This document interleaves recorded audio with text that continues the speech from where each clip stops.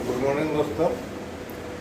आज पढ़ाई लिखाई के क्रम में हम लोग देखेंगे शेड्यूल 7, जो कंस्ट्रक्शन मैनेजमेंट का शेड्यूल 7 है वो देखेंगे।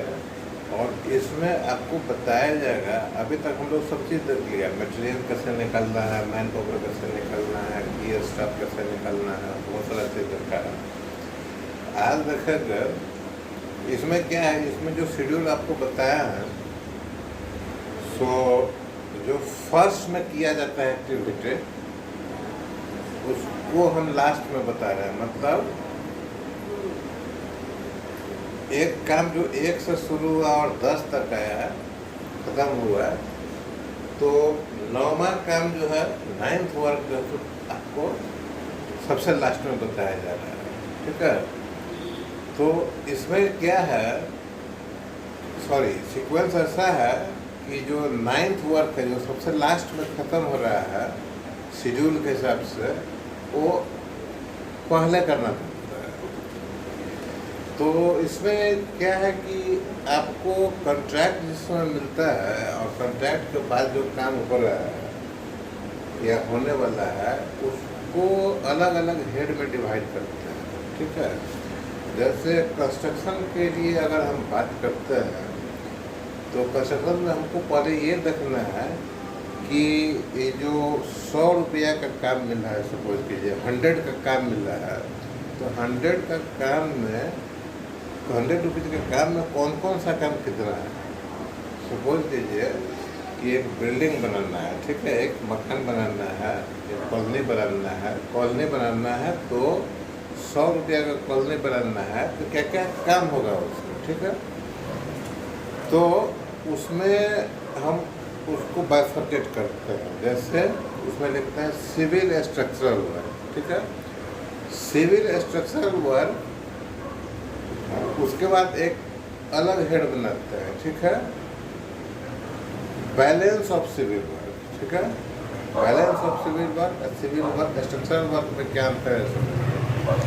सिविल स्ट्रक्चरल वर्क जो होता है, अब कोई चीज़ आप बना रहे हैं तो दूसरे को आप सेल करेंगे। ठीक है, तो दूसरे को आप सेल करेंगे तो दूसरा क्लाइंट जो होता है, जो आपका खरीदता है प्रोजेक्ट, वो कुछ आप पर इम्पोज कर सकता है। जैसे मार्बल अलग लगेगा, जो मार्बल आपने दिया है वो नहीं होना चाहिए, पेंटिंग अलग लगेगा, डोर विंडो अलग लगेगा।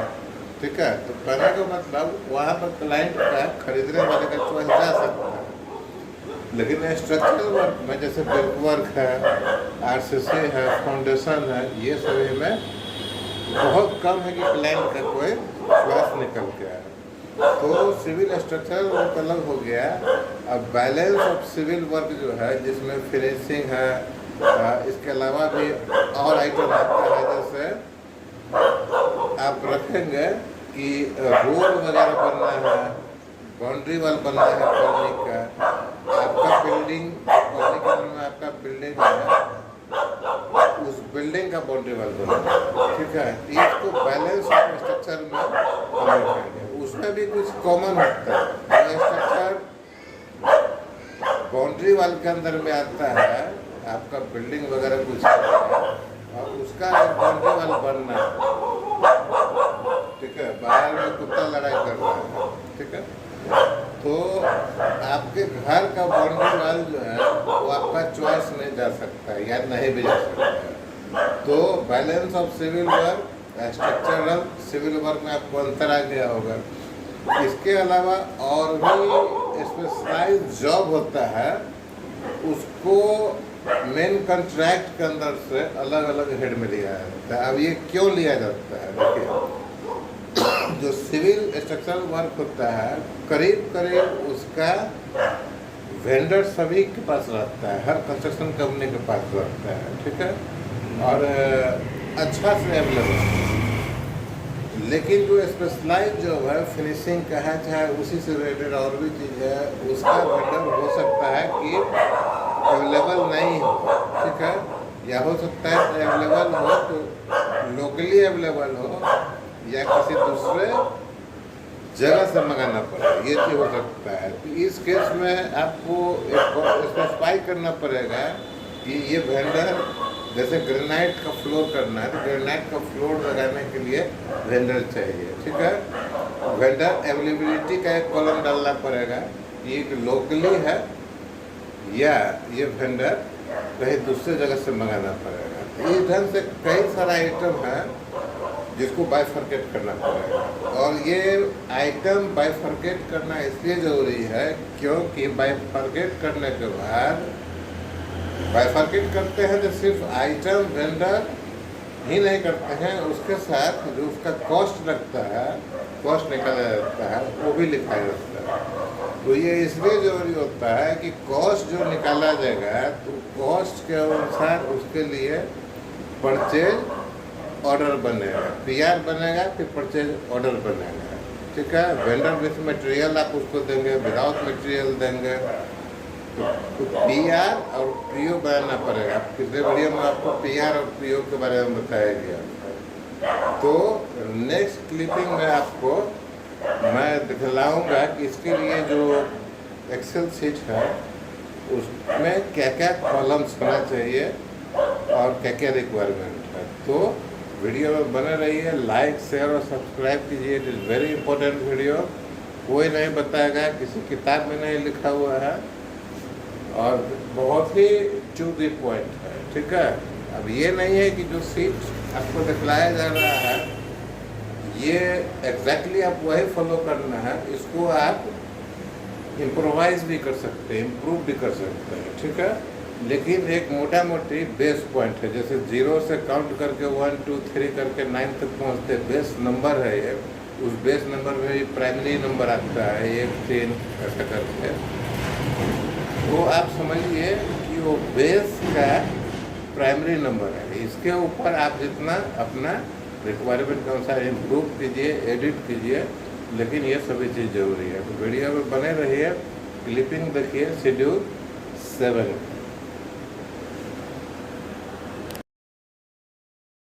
तो अभी हम क्लिपिंग देखेंगे जो शेड्यूल 7 का है, उसका एक्सेल शीट का क्या क्लिपिंग है और कैसे इसको बनाया जाता है। तो ये हम देख रहे हैं पोर्ट्रेट फॉर्म में। तो कॉलम नंबर 1 में सीरियल नंबर है, कॉलम नंबर 2 में जो कॉन्ट्रैक्ट के अनुसार सभी काम को अलग अलग किया गया है। सभी काम बोले तो आप मोटा मोटी समझिए कि जैसे इसमें देखिए सीरियल नंबर 1 में सिविल वर्क है, तो सीरियल नंबर 1 में जो सिविल वर्क है उसमें जो स्ट्रक्चर है जैसे beam, foundation, roof, brick work वगैरह आएगा। और देखिए सीरियल नंबर 4 में रोड अलग है, सीरियल नंबर 3 में जो फिनिशिंग आइटम अलग है। इसके अलावा भी कुछ बच गया है बैलेंस सिविल वर्क, जैसे 2 है उसमें फ्लोरिंग आ सकता है, एरिया ग्रेडिंग आ सकता है, ठीक है, ऐसा लिखा है। इस केस में ये जो बनाते हैं तो यूनिट ऑफ मेजरमेंट जो है सो लमसम लेते हैं, क्वांटिटी 1 लेते हैं, और जो वैल्यू है इसमें लाख में लिया हुआ है, वो कॉन्ट्रैक्ट से वैल्यू निकाल कर सभी का ऐड करने के बाद उसको डालते हैं। मतलब ये टोटल 1 से लेकर 4 तक ऐड करेंगे तो नीचे जो 40 करोड़ आया हुआ है वो कॉन्ट्रैक्ट का वैल्यू है। ये डिसाइड करते हैं उसके बाद कि हर काम के लिए कितना कितना वेंडर या एजेंसी चाहिए करने के लिए। तो इसमें सभी काम को करने के लिए एक एक वेंडर डाला हुआ है। मैनेजमेंट और site management, head office management ये डिसाइड करता है कि इसमें जो वेंडर है सो जहाँ साइट चल रहा है वहाँ से बाहर से आएगा या साइट के आसपास से ही अरेंज किया जाएगा। और कॉलम नंबर 6 में उसका अवेलेबिलिटी है, मतलब वेंडर डिप्लॉय हो गया है तो अवेलेबल, अगर नहीं डिप्लॉय हुआ है तो रिक्वायर्ड, ठीक है। 7 में डिप्लॉयड वेंडर का नाम रहेगा और ये रिक्वायरमेंट कब से कब तक होगा। तो ये इसमें डेट होता है कि कौन सा वेंडर का रिक्वायरमेंट कितने डेट से कितने डेट तक होगा या कितने मंथ से कितने मंथ तक होगा।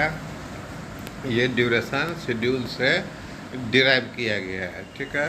तो ये चीज़ इसलिए ज़रूरी होता है ताकि समय पर हमारे पास वेंडर आ जाए और काम अफेक्टेड नहीं हो।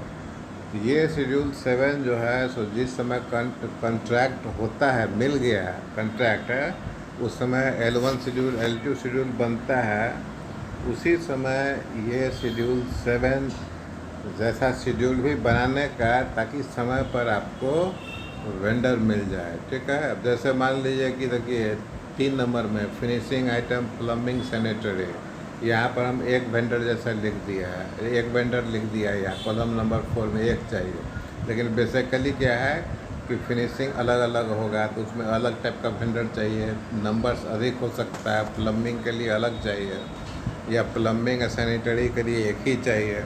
इसमें भी बाइफर्केशन हो जाता है। जैसे सैनिटरी है, इसमें बाइफर्केशन कैसे होता है, विथ मटेरियल है या विदाउट मटेरियल। अगर विदाउट मटेरियल है तो मटेरियल सप्लाई के लिए भी अलग से आपको वेंडर चाहिए। तो ये सब चीज़ पहले से अगर डिसाइड नहीं होगा, जब काम स्टार्ट होने वाला होगा उस समय डिसाइड करेंगे तो काम डिले हो जाएगा, आपको एलडी का चांस बनेगा। एलडी मतलब आपके ऊपर काम समय से नहीं करने पर एज पर कॉन्ट्रैक्ट पेनल्टी लगाया जाता है। तो उम्मीद है कि ये एक्सेल सीट आप समझ गए होंगे, बहुत ही आसान है और हर एजेंसी इसको यूटिलाइज करता भी होगा। ये आपके लिए जो नहीं मालूम है इस सब चीज़ के बारे में, तो एक अच्छा गाइडलाइंस है और इसको आप जरूर यूटिलाइज कीजिए। तो आज के लिए इतना है, और वीडियो देखिए और एंजॉय कीजिए, सीखिए, पढ़िए। ठीक है, गुरु बनाइए, लेकिन ध्यान रहे हर गुरु आपको सही रास्ता दिखाए इसका कोई गारंटी नहीं है।